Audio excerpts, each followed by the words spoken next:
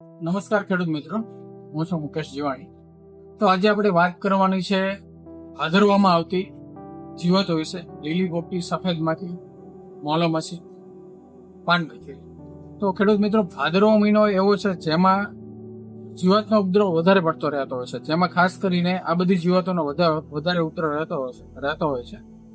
તો આ બધી જીવાત સામે એક જ દવા ટકી રહે એવી ટોલ ફેરા વિશે હું વાત કરીશ. મારી સાથે એક પ્રગતિશીલ ખેડૂત હાજર છે, જેમણે પોતાની વાડીમાં ટોલ ફેરાનો ઉપયોગ કરેલો છે.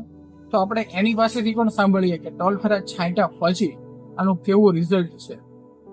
તો આવો ખેડૂત મિત્ર સાથે વાત કરીએ. મારું નામ ઝવેરભાઈ કાનજીભાઈ ચાવડા બોટાદ. ગામ બોટાદ. અચ્છા, તો તમે આની અત્યારે તમે ટોલ ફેરા મારી પાસે લેવા આવ્યા છો. લેવાય, ફરી લેવાય હો. ફરીને લેવા. તો ટોલ ફેરા તમે છાંટ્યા પછી કેવું રિઝલ્ટ હતું? રિઝલ્ટ એકદમ સારું, 100%.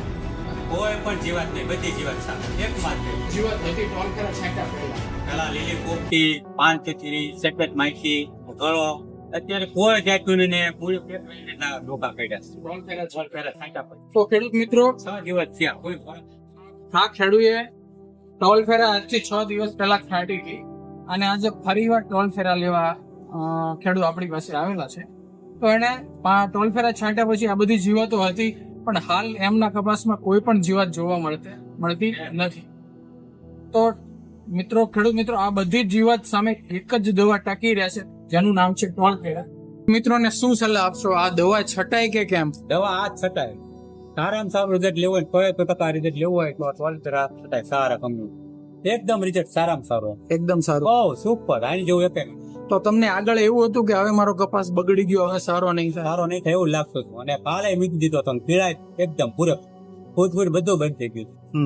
અત્યારે એકદમ ફૂટ મૂકી છે, બરોબર, અને લીલો સમ. અચ્છા, તો ખેડૂત મિત્રો, ખોટા ખર્ચા છોડો અને ટોલ ફેરા વાપરો. ટોલ ફેરામાં તમારા પૈસાનું પૂરેપૂરું વળતર છે. તો લાખો ખેડૂતોનો ભરોસો એટલે સહારા ઇન્ટરનેશનલ કેમિકલનું ટોલ ફેરા.